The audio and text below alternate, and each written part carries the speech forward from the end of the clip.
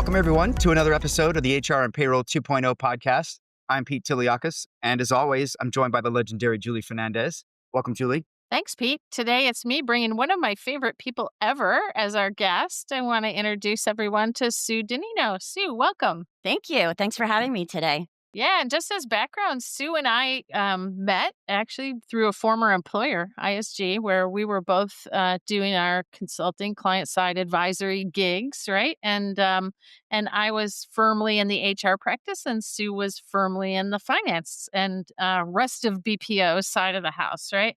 And so we had some great opportunity to get to know each other there. And payroll, as all of our audience will know, sits between those two worlds. So sometimes it was in her finance towers and sometimes it was in my HR towers. And that gave us lots of reason to collaborate. And we've been fast friends ever since. Absolutely. All right, you want me to do the All honors, right, Julie? yep, Pete, you do the honors today.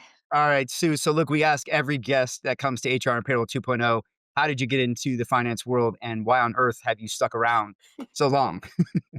Well, come on now. Finance is the place to be. So Uh, I started my career in audit in public accounting. And so while I think that's a great training ground, kind of moved my way through various shared services roles and consulting with Julie and into some executive roles. So it's been an interesting ride. And I think finance is a great place to learn a lot and provide a lot of value. yeah, Yeah.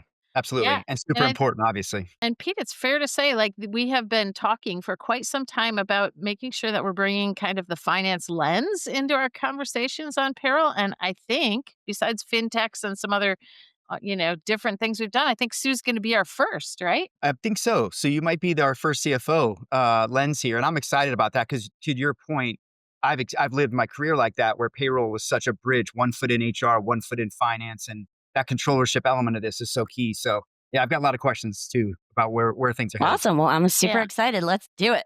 Yeah. Let's do it. Do it.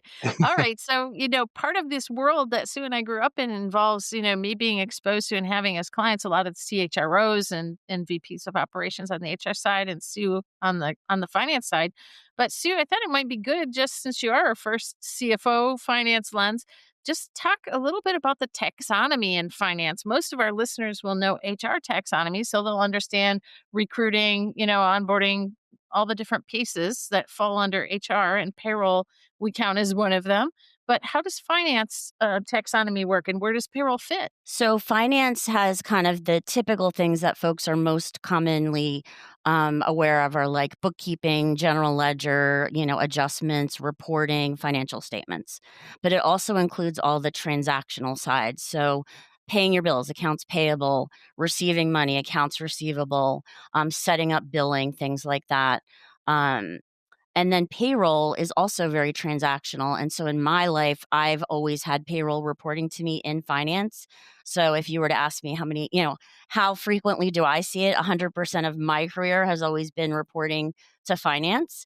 But I think that, out and about, it might be more like 50-50, depending on kind of who's running the show. Oh, Yeah. you cut off my ability to say who owns payroll because you've seen it Yeah. always on your side of the house. Well, and right. I mostly- always have. So it's kind of funny because I'd say, oh, well, Yeah. it's always 100% finance. But we know that that's not the case. Yeah. It's a big debate, right? Pete? It is. It is. And I'm studying this a little bit because I think there is no right answer. I think it's really about the culture of the organization. I'm personally, I lean a little bit more finance, I think, because of the controllership element of this. When you understand, particularly in a big enterprise, the P&L hit and the risks that come with that, I think it just makes sense from a process perspective. But what I've seen a lot of great success in is a hybrid where HR has an ownership for the care and feeding element of the employees and the inquiry support and customer support, but payroll structurally reports into finance from a controllership standpoint. I think that's what we did at Disney, and I've seen that in many, many places that works really well when they can work well together. That's another key thing. But Absolutely. Yes, and Sue, something I Yeah. don't know if you're seeing it as much, but I'm more often seeing some common breakout points. So with HR Yeah. owns payroll, Treasury is never owned by payroll, right? So Treasury is always on your side of the house. But what about like tax or general ledger, sometimes payroll accounting. I don't know if you have any particular areas where you kind of naturally see the breaks, or the biggest synergies. Right. And again, with my experience, I've always seen kind of tax reporting up through finance, and payroll accounting as part of the payroll function, which has reported up through finance. So within finance and within those towers, how does finance view payroll as a strategic? I mean, is it strategic? Is there a strategic angle to payroll, or is it considered a strategic function? How does it stack up to some of the other finance towers that might be maybe at the top of the heap from a strategy perspective? So I'm a little biased because I had all of those different shared services, including payroll, report through me. And I'm a big believer in data. And so if there's data to be had in every function, for me, that's very critical. And I think that's important to be able to report from a finance perspective.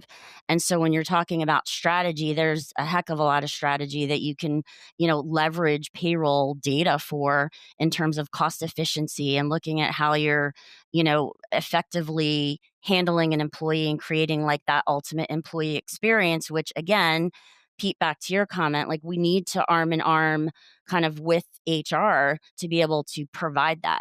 And I think in looking at the data Yeah. across the board in, your legal entities, how many people are in what types of pay groups, how many unions do you have, all of that data, if you analyze it and crunch it the right way, which I love crunching data, you can definitely come forth with some great business cases to say, here's a strategic bend on why we should do what we're doing and recommending for payroll. Do you think more C-suites are coming around to that understanding and not looking at payroll as just sort of like car insurance, as I like I to call it I sometimes? wish, but Yeah, unfortunately, I don't think we're there yet. I think yeah. that I've personally created great business cases for, hey, here's the reason why we should have all of our payroll, our HR, timekeeping, policies, everything in one platform.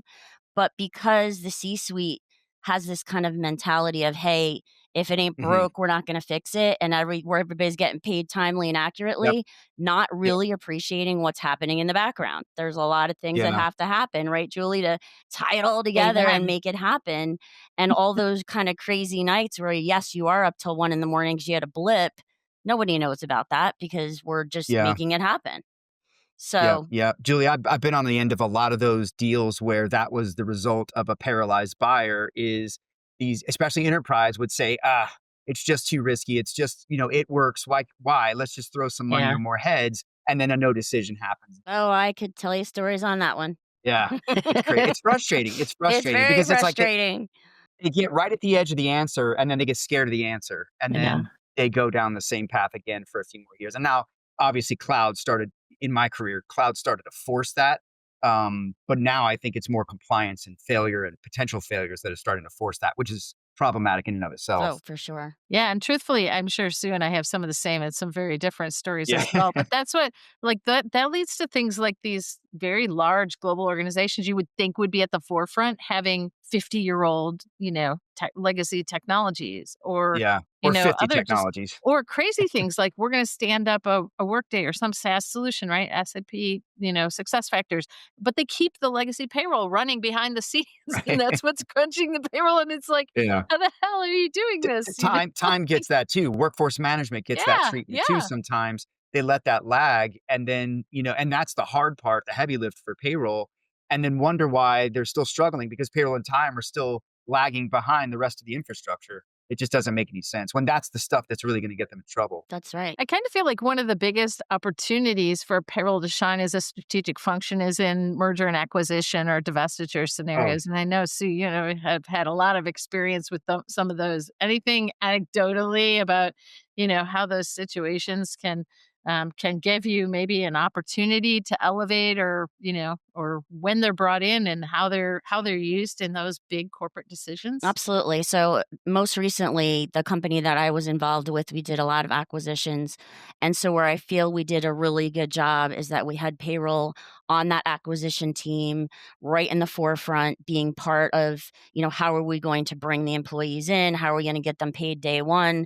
And being able to talk about systems and, if we're not in that country, do we need a PEO? And like, how do we handle that kind of situation. So I feel like we did a really good job of having that representation. I think that's super important. I love hearing that because in HR, I don't see that happen as often as it should. You would think so, right? We're moving employees, we're putting them all together. They should be right at the table. But oftentimes they're not. And if they are, it's weird, but sometimes benefits are the first guys at the Yeah. table. M&A is one area where, Julie, where I've seen a number of organizations, senior leadership, and even HR kind of step back and go, whoa, this is something that we thought this was a different thing. And they learn a lot through that and then come away a bit more matured from it. Others don't, but a lot of them do. And I think that that's a really good thing because then they see like, okay, wait a minute, there's a lot of moving parts here. Payroll's a big piece. Finance is a big piece. The HR elements of this is a big piece. And it can't just be made in a silo. Decisions made in a silo for sure. This is the stuff I don't think AI can do is what I'm worried for, right? To me, that's the project oversight that I think finance, HR, and payroll are going to have over AI doing this work, but still really, being very intimately making the decisions and governing it, right? Well, Because I completely man, they're agree. gnarly. There's a lot of, Yeah. and we used AI in some payroll functions, and to be able to crank out and handle data and do kind of the more mundane things that are very rules driven, I think that's fine and great. But you're Yeah. always going to have that brain in the room, that's like analyzing and poking holes into the scenarios to make sure that it's working properly. Yeah. And if you're going to do it more than once, if you're in an organization doing it more than once, you need a playbook. Oh, You need an absolutely. M&A Yeah. playbook for HR, payroll, Yeah. finance, all of that. Yep, we Yeah. we Ideally, had that for ideally. sure, and it was Yeah. nice because every time we did an acquisition, we'd learn something new, and we just kept Right. expanding the Yeah. playbook and adding in the pieces that were missing, like, "Oh, well, why don't we have this in there about, credit for accounts receivable?" Or whatever it was. So, it was nice to be able to keep that. It was, like, evolving and growing. Yeah, that would be a dream, I think, for a lot of organizations who have these things stuffed at them and something certainly to work toward.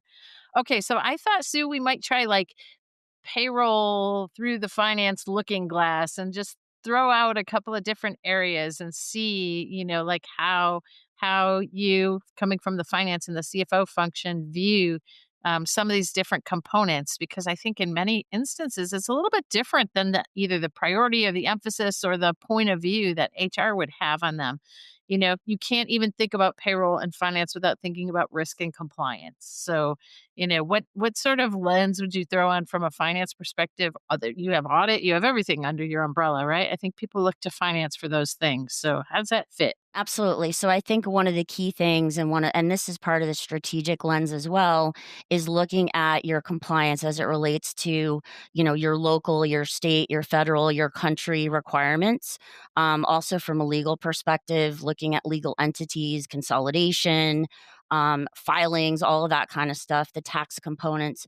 So I think there's a lot of gotchas that if you aren't paying attention to that, you're going to potentially have some high risk areas. And that's where, again, I think there's a strategy to be had because you have to be able to know what you're looking for and do that work and be prepared for that because you don't want to get caught. And then all of a sudden you're blowing up with you know, penalties and interest and all sorts of problems. Yeah. Plus the controllership is different sometimes too. I've learned the requirements of that. And that's different story but to put him on your size. But It feels like to me like there are still also some risk and compliance elements that sit closer to the labor law side, though, that, yep. payroll is aware of, but a lot of that compliance activity is, related to the big ticket movement of monies, right? I mean, I can tell you, and I won't bore you with all the details and the umpteen hours spent on it, but we had a situation where we had so many payrolls because of all the unions that were involved.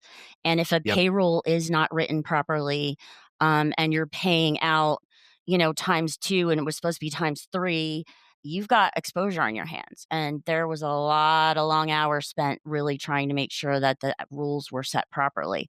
So and Yeah. that gets really into nitty gritty when you've got a lot of unions too.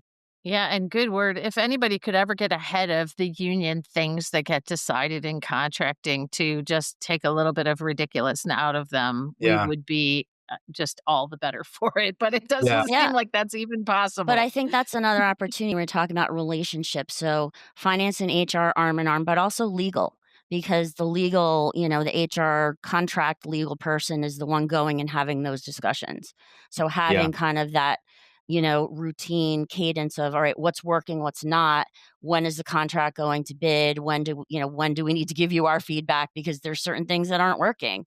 Julia, I think I've shared this on the podcast, but when I first started working at Disney in Hollywood, I worked by way of ABC television and all the unions that went with that and some of the stuff that they did in the West Coast too.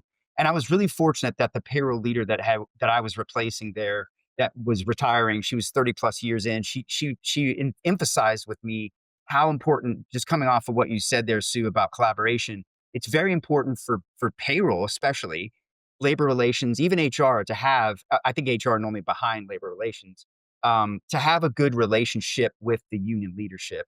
Because she told me, she said, listen, if you can win their respect and you can have a good line of communication with them, they will call you before they go to the news or before they go to the Yeah. president of Yeah. the network. Right. And I think that goes a long way because what that did was for us when we were building our shared service center was we proactively went to them and included them in the conversations about what we were doing. And we made sure that they had an open line so that we could work through issues together so that it didn't create this us against them. And then we became sort of the bad guy. And again, they weren't caught off guard by things. And it actually benefited us quite a bit. So that collaboration, I think, just like a vendor, if you can, in some cases, you can't do this. You have to go through labor relations. But where you can, build a relationship with them, it's going to benefit you as a senior leader in sort of the diplomacy and the navigation of being a union workshop, if you will. Okay, so let's move on to the next one and see what we get out of this. I was thinking about finance and the, FP&A, the financial planning and analysis stuff, which is so close in some organizations, especially those that are labor intensive, to workforce strategy on the HR side of the house. So I'd just love to get a little bit of your thoughts on, whether finance leaders see payroll as influencing talent retention and workforce strategy in that way, or is it really purely kind of a cost center, lens that gets applied when you're in finance? Right. So I would say two things. One, from a cash flow perspective. So I always worked arm in arm with our FP&A leads to make sure that, we had that information accurate. And if there was going to be any special pays or things like that, that would be accounted for appropriately in the cash forecast. And that's like the lifeblood, right? Every corporation's got to get their forecasts really tight. So that was super important. And then from employee retention, I mean, I think payroll is super important, again, working with HR to create that employee experience. If you don't pay an employee accurately and on time every time that they're getting their pay, you got a problem. And so that's really, I think payroll is key in helping to create that employee experience. What are your thoughts on? I don't know if you've noticed lately, but some of the HCMs, particularly the mid markets, have started to bring FP&A, financial planning and analysis, strategic workforce planning, much closer into their solutions as an offering. Where before that might have sat in the ERP, it's nuzzling up, very nicely, I think, to HR. What are your thoughts on that? It sounds like it supports what you were just saying, but do you like that idea? Yeah, I mean, I think it would support, but when I think about traditionally how corporations are running their FP&A and how they've already invested Hmm. in their current reporting and systems, I think it would be hard pressed to convince them to kind of move into, taking it out and putting it into your solution where payroll Yeah. is. I think that would be a tough one. Yeah, but thinking about that small market, mid Yeah, market though, that I could think be. it's That could probably be. yeah, it's good for them because I think they're getting access to something that's a little bit more, big boy finance, if you will, with their HR, where they're maybe not ready to entirely need a full Yeah. ERP. So, I think you're right. yeah, I think Mid-market and it's even maturing them. smaller, I think you're right. I'm Yeah, thinking about just kind of the payroll experiences that I've had, which had been the bigger corporations that was probably would be a tough sell. I yeah, thought you were gonna say that, and I actually have only really seen it, the lever pushed heavily when you have a largely human asset company, somebody that has yeah. mostly Pro human assets, not services. really professional services, they're not really Yeah, producing anything. But yeah, on the same token, we see a lot of our HCM buddies now, either, starting to think about adding or bringing in and combining with ERPs, and Workday themselves, right, has been making quite a push into, its finance modules as well. So yeah. I don't know, you still see that as mostly a down market opportunity, Sue? I mean, from what I'm seeing, I would say yes. And as we're looking at, and now I'm working with smaller, very entrepreneurial size, companies. So I would see that it could be something more appetizing for the smaller groups. Awesome. All right. Well, let's shift over to technology and integration because I think you have some interesting thoughts for us around how finance views the technology and integration that touches payroll, and in fact, to what degree they have the purviews on all of the ecosystem that is related. What are your thoughts? So I think that from a finance perspective, systems are key. And again, I think driven from what's happening on the ERP side. And so it's always challenging when you've got more than one payroll provider in the mix, which I've had that experience multiple times now. And you try to make the case really and do this business case analysis on, hey, we've got three providers. We really want to get to one. And here's all of the, economies of scale that we're going to get. Here's all the benefits and putting together that business case. And it's still a very hard sell, unfortunately. Again, if it ain't broke, don't fix it because we see everybody's getting paid. They're getting paid accurately. This is great. Let's focus our time and money and energy on something else. Yeah, and I think you've told me, you and I have had conversations before where you said, honestly, I think finance has a more holistic look at the technology landscape, right? And that Absolutely. could just be because HR people are like, oh, I don't want to know. Just put the data in my system so I can use it. Or what are your thoughts? Yeah, I think because we're numbers driven from just that's kind of how our brains work, right? We're going to take something and tackle it with the data and the business case. And a lot of times coming from the HR side, that's not the approach, right? And so we can work together and we have worked together successfully to be able to say, okay, give us your thoughts and input so we can help you create a business case so we can get together on the same side of this so that we can present it holistically. I've seen a lot of cases too where the finance side of the house doesn't have the integration to the finance platforms coming out of payroll. They might be in some cases just as happy to get a report that they can manipulate and upload in certain ways. What are your thoughts on if that integration into the GLs in particular is happening? Is it a good idea? We see more people talking about APIs and like having it just shoot over and go without any breakpoint. Real Right, time, right. real time. So I'm Real a big time. believer in APIs and automatic interfaces. I am not a supporter of manual anything. So I've seen that, I've heard Yep. that. It makes me cringe, frankly, because that just introduces and multiplies your human error aspect, to that degree. But I absolutely like we tried when I oversaw payroll at whatever, company I was at to try to have the automatic interfaces because you can't there's too many things happening. There's too many places where you're going to have an issue, an Yeah. error. You can't put yourself like that's a risk that you don't need to have, in my opinion. Yeah, it's crazy. I was just speaking with an organization yesterday whose finance people were having none of even integration, much less API, with the data coming out of HR and payroll and going into finance. And I get it. I think they're, they when you're the checker checking the checking and checking checking the data, it's like, do I really want every little incident that happens in HR that causes some retro something and payroll numbers start shifting around? Because, I could see the potential for some to say, well, do I have to reconcile every day what is going on with the changes that are coming in real time as data is flowing around? But, automation is important. So I Right. see it at both ends of the spectrum. Yeah, I It's think when you're crazy. talking about those retros, right? And that kind of makes me cringe as well. But as Yeah. long as you've thoroughly tested and it works the way it needs to work, then I think you're good.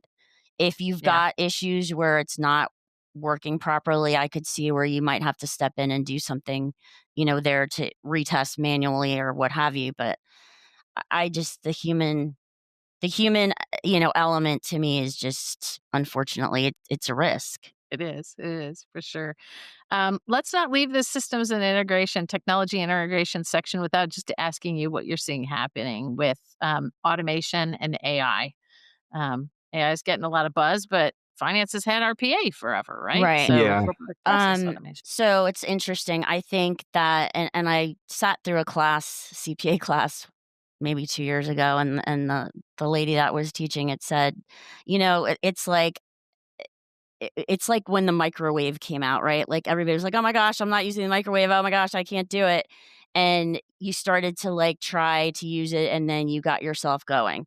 And I think that's the same thing with AI. Like, you gotta try to use it, you gotta figure it out. I use it every day, personal, work stuff, like, I think it's amazing, and there's ways to learn how to use it properly, and then to your point earlier, Pete, like, you still have to be managing, reviewing.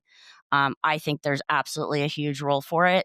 I don't think it's gonna replace, everybody's job. I think it's just gonna create different jobs that need to Yeah. be, more managerial and oversight. Do you see companies making investments into the back office side of finance and starting to try and take advantage of some of this? I Yeah. do, and I think that some people are more willing to dive into it than others, and I think the ones that are diving in are getting, kind of that cost effectiveness a lot Yeah. quicker, and there's a lot. I mean, there's just so many Like things. what areas do you see people kind of leading in with? I honestly, when I was overseeing shared services most recently, we were using it across the board. So in payroll, accounts Yeah. payable, accounts receivable, journal entries. I mean, you Yeah. gotta Yeah. you gotta keep it going. There's so much Yeah. data that you can benefit from when you're looking at trends and all of those kind of things. And why the heck wouldn't you use that? Yeah, Yeah. yeah. I notice it as a customer, I guess I would say, to big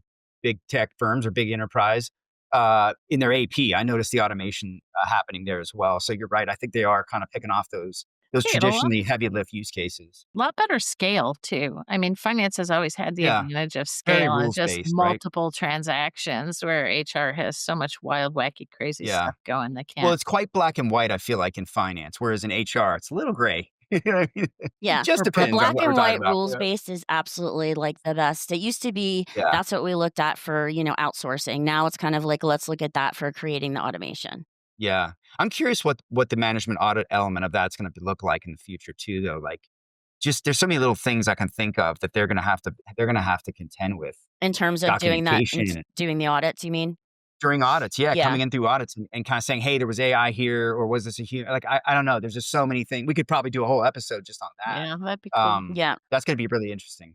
I've still to help them do audits a lot better, uh, but I'm curious what some of the can of worms it's gonna open in that Yeah, area. and I think for me, it's always been that documentation is important. So even Yeah, with my current clients now that are smaller, the first thing we look at is, all right, we need to get process documentation. We need to put it in place. We need to have it.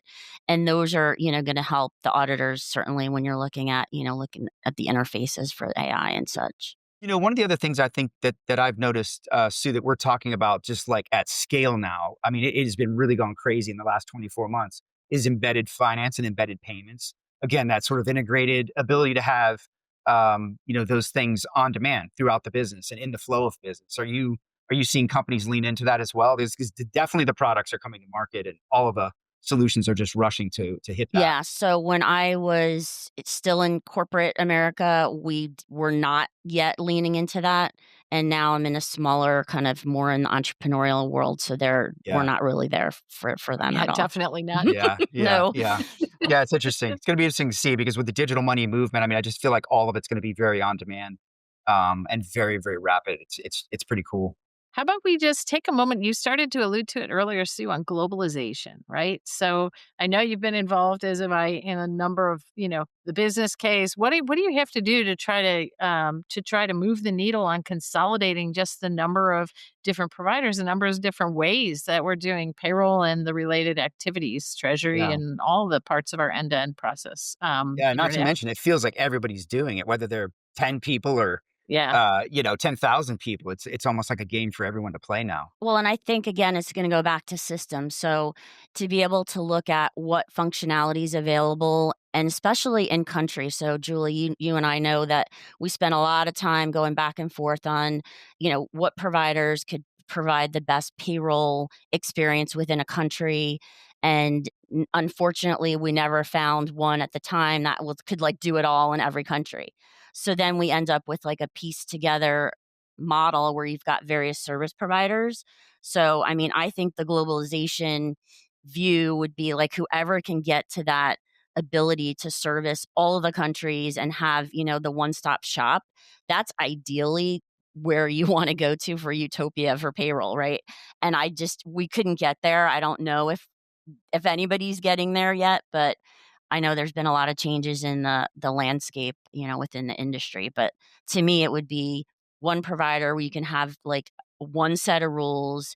You've got, consolidation where you can with your legal entities, and you're looking, across kind of all of the areas that you're servicing. I love that you mentioned the consolidation with legal entities because, from my Mhm. perspective, there's so much that happens on the finance side of the house that will drive, the types of efficiencies and scale you can get on the payroll side of the house. So if Yeah. you're acquiring, divesting, you've got legal entities all over the place. If your GLs are on totally different systems, in every country or in every business unit or location, and yet I suspect that when finance is thinking about legal entity integration or harmonization of GLs, I suspect that payroll might not be the biggest, like why we should do this. Or is it? Well, Well, it should be the first yeah, person well, that first so group they yeah. call, right? So, fortunately, with the way that we had our playbooks and our acquisition team set up, payroll was right at, had a front seat.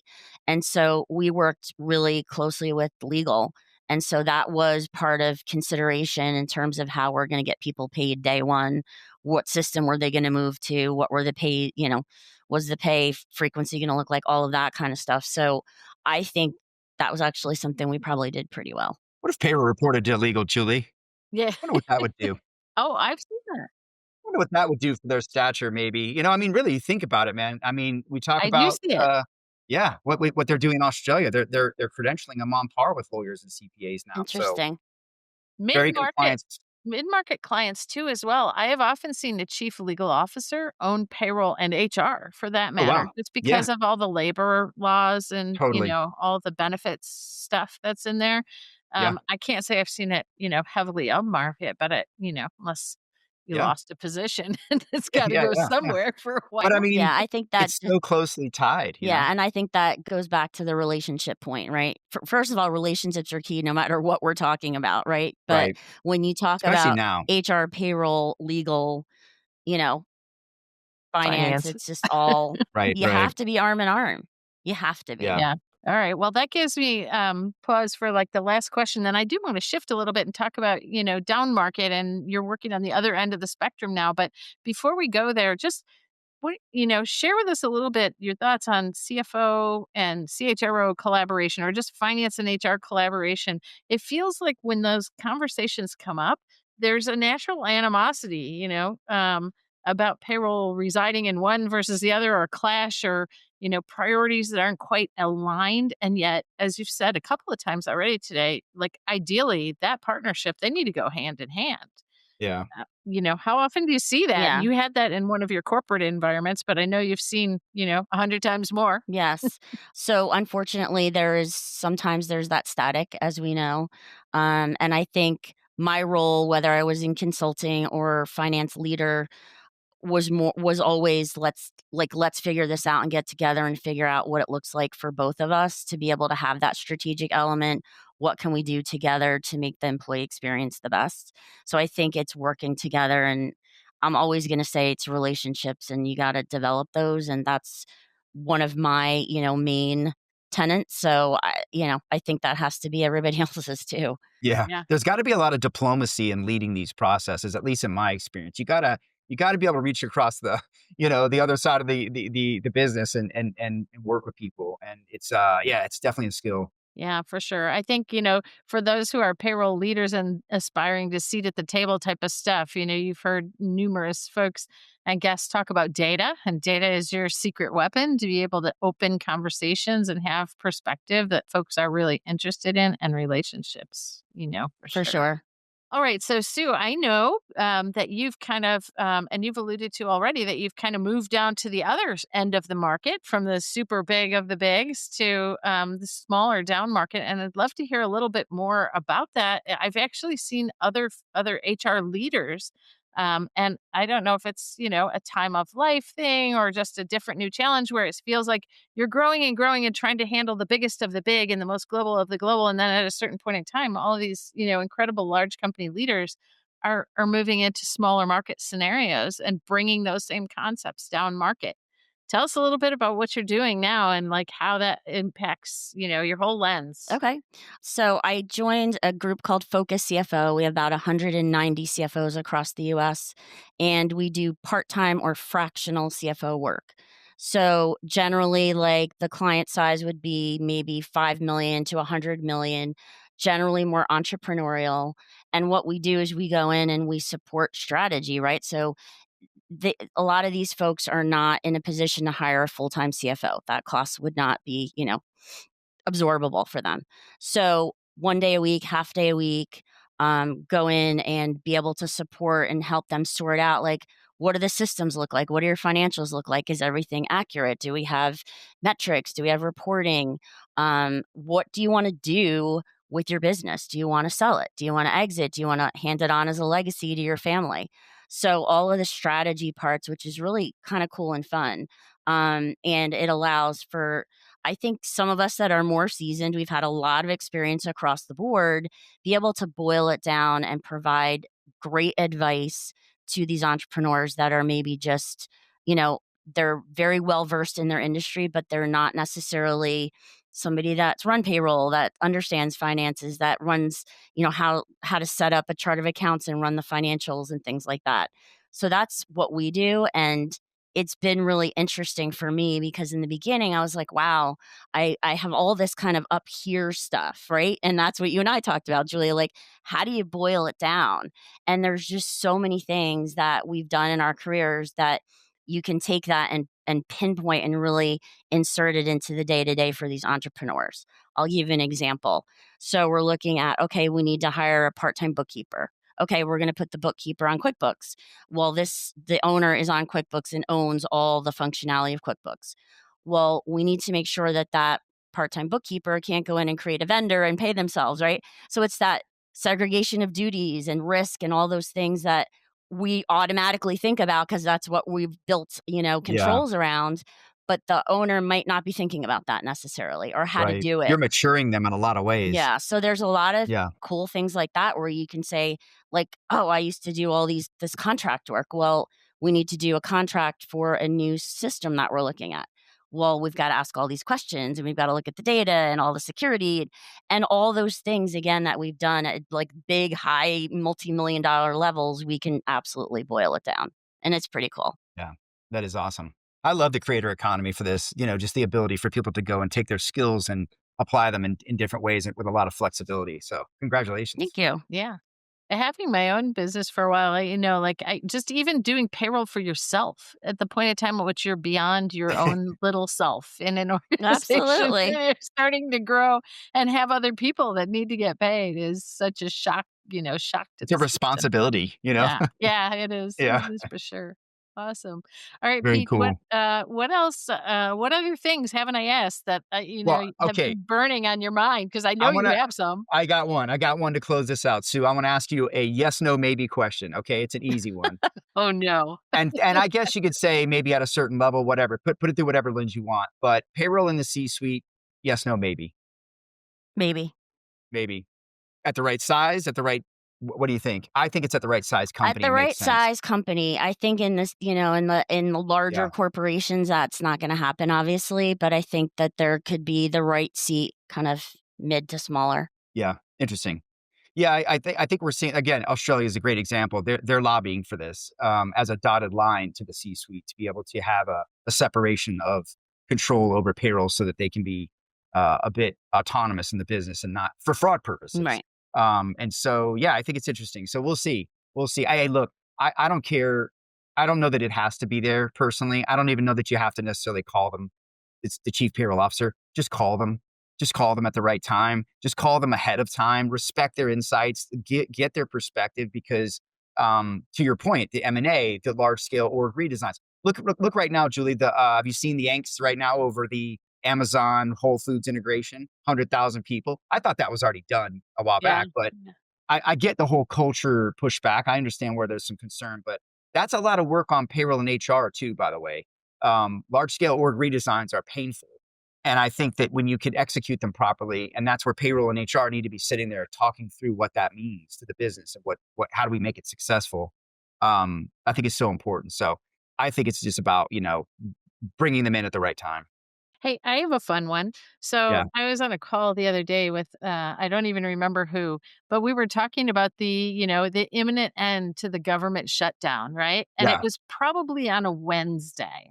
It is over, And right? They ended and it. they Congress did. So on that Okay. Wednesday, before it was voted over, news pundits were saying it's imminent, they're gonna vote and they're gonna end this and the air traffic and everybody will have their pay by Friday.